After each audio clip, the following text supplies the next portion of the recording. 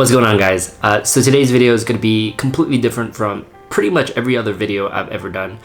And I want to talk about Asian American identity. And the purpose of the video really is to simply share my story in hopes that it'll resonate with someone else. And the way I want to do this is by going through kind of a chronological order of three major sequences in my life: elementary, middle school, high school, and in college. And to give you kind of an idea of what you're getting yourself into, elementary, middle school, I was pretty much in a predominantly white environment. High school was predominantly black, and in college is where ultimately I find my identity and find other Asians. So something else that's really important to highlight, I think, is what led me to this video. And there's a couple of events that did, and I want to talk about them very briefly. So how did I get here today? For those of you guys who have been following along and watching some of my older videos, you know that I'm really enjoying this kind of storytelling mode.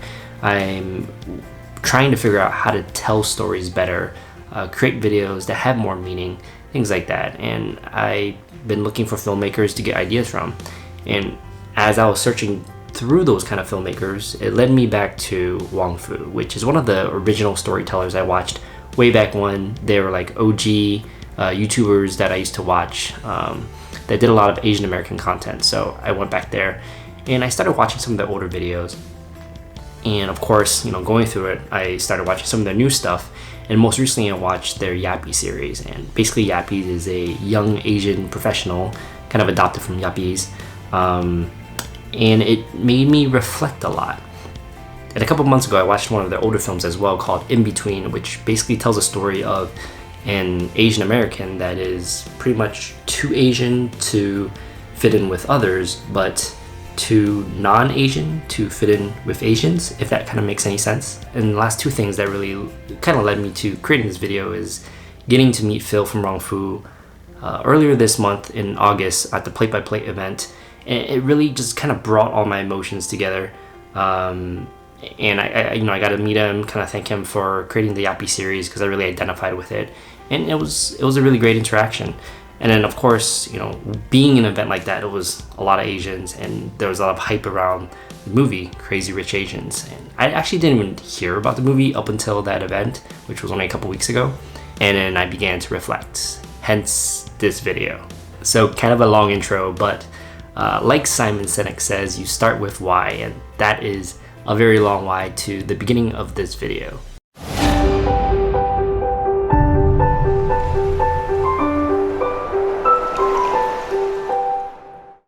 So let's start in elementary, middle school. Let me walk you through some of the things that I've experienced. When I was younger, very strangely, and I can't recall how all of this kind of events have lined up and occurred, but pretty much I really didn't like being Asian. And it was very strange. I didn't like going out in the sun. I get very dark, if you can tell. And I felt embarrassed to be anything that was darker than white. So I pretty much wore long sleeves and sweaters all the time to hide my darker color.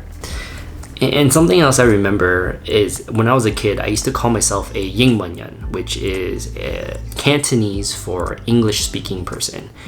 And my family makes a joke out of it all the time, which is really funny. And I always laugh. Everyone always laughs because that's what I did when I was younger. And I was so adamant that I was this Ying Manyan. But in the last few weeks, I think about it and I reflect, and I'm like, I think back to some of the struggles I probably had with my identity. And somehow I found myself during that time, and actually sometimes now too, stuck between being or not being Asian enough when I was with my family or other Asians, and being too Asian when I was around my school friends to actually fit in. So naturally, as a kid, I assimilated myself with others. And that joke about Chinese people, how they get their names with throwing a pan up in the air and it drops to the floor and bang, cling, lang, whatever. I was that guy. I was the guy that would make that joke, or I was the guy that would laugh at that joke. And it was very disappointing, but I pretty much downplayed my own culture to gain social acceptance into others. And over time, I kind of lost touch with my Asian roots and even became self-conscious speaking Chinese to the point where I rarely ever did it in public. It probably would have helped if there was more Asian representation in mainstream media, but I didn't really have role models at the time. And Asians that were in media were portrayed as geeks, nerds, socially awkward individuals. Did I resonate with them? Probably, because I was one of them too. But it also probably helped to reinforce that that was all Asians could amount to.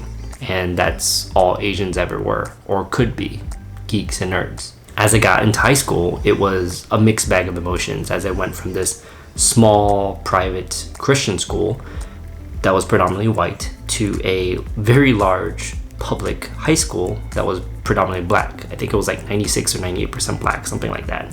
As you can imagine, as this super sheltered Asian kid coming from this small private school, I definitely got my fair share of bullying, and it certainly made me want to assimilate even more into this new environment. And what made it worse was it wasn't just in school, it was also online. And back then it was like AOL chat or AIM that everyone did. And I distinctly remember, talking to this one girl, and we had talked for a while and we ended up exchanging pictures, and the first comment that I got was, "You're Asian?" And you imagine it kind of went downhill from there.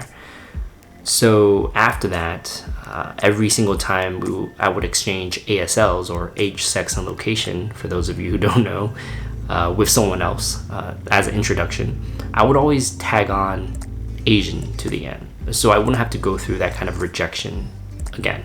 And my parents are actually immigrants. They own a Chinese restaurant. I used to work there a lot. And it was like, it wasn't just school. It wasn't just leisure. It was also work. And I would be constantly reminded how, it sucked being Asian. When I was working there, take the phone call. And, you get the occasional troll that was just like, do you guys serve cat or dog? Followed by whatever racist comment that came afterwards. And I think that some of those experiences made me wish I was anything but Asian. Why did I have to be born Asian? Why did everyone make fun of Asians? And why couldn't I be what America wanted? And actually, at the time I was in high school, so you can actually replace America with girls. So it was like, why couldn't I be what girls wanted? Just blonde hair and blue eyes. Basically what you saw on TV. And on a more positive note though, bullying kind of ended in my last 2 years as I learned to assimilate, adopt the culture, and just kind of learn the ropes a bit. Nevertheless, in high school, it was definitely dark times, but I learned a bit more to identify with my black classmates, understand some of their struggles just a tiny bit, and I think that's a positive note that came out of high school. Then came college, and everything changed. After a few months, I found out that there were actually a lot of people like me. Not just a handful I've met throughout my life, but like a lot. And for the first time ever, I found people that I could relate to within seconds. People that actually and innately liked the same things I did, ate the same things I did, spoke the same languages as I did, had immigrant parents that came over to America to give us better lives, ones that we so frequently take for granted. But to relate with someone on that level is indescribable. And it's a bit strange because, I certainly can't say I haven't met Asians before prior to college, but that handful that I've met, maybe they were assimilating too. Or maybe the pressure I had during my formative years was just too much, where it didn't even matter. But what I do know is when I met these large groups in college, I can't really explain it, but it was like a really positive and amazing feeling. Even to this day, I get really excited when I meet someone else that can speak Cantonese. And so for me, I was very fortunate to have found my belonging in college. And with the release of the Crazy Rich Asians film and all of the outpouring of support from so many individuals, it made me really reflect on my own upbringing, so much that I wanted to share my story. Because representation matters.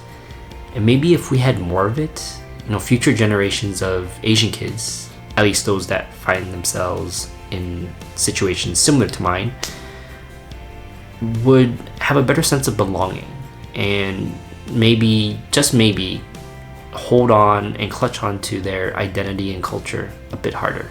Alright guys, I'll kind of end the video here. I really do hope the video resonated with some of you guys. Until next time. So, funny story. One of my first Asian friends in college, he actually is my fraternity brother.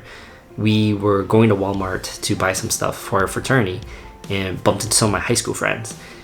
And after chit-chatting a little bit, they left and I was talking with my fraternity brother, and he looked at me, he was just like, "So Brian, why do you have so many black friends?" Hey guys, thanks for tuning in and watching the video. If you like the content, definitely hit the ImproRx button over to your left to subscribe, and definitely check out more videos over here to your right. Now, as always, if you have questions, comments, and even better, suggestions for future videos, definitely let me know in the comments below. Otherwise, until next time guys,